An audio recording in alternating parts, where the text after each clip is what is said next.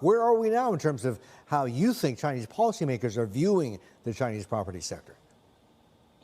Sure. It's a great question. I mean, as you rightly pointed out, it's an evolving situation. We're keeping our eyes and ears to the ground to see how things develop. We have seen, obviously, some stimulus patches, things being rolled out by the government to help boost sales and also help boost home buyer confidence.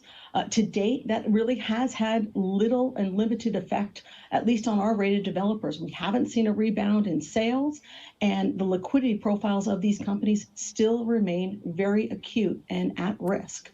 Our view is, are there more dramatic measures that the Chinese government will roll out?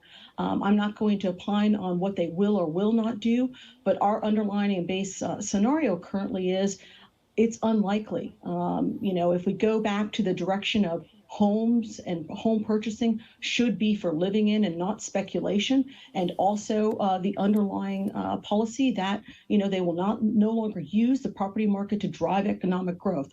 Those factors underline our view that a more dramatic overhaul in the near term is probably unlikely. Okay, Onshore so investors, similar to the offshore investors, also remain somewhat acute, right? The investor sentiment is also quite dampened on the onshore market as well. all right, so Annalisa, basically what you're saying is, in other words, you think the Chinese policymakers are maybe not happy to see, but do think a purge or catharsis is needed. Yes, I would. I would think so. That's right. We do have a bifurcation in the market, in the China property market right now, in terms of well-situated and strong developers.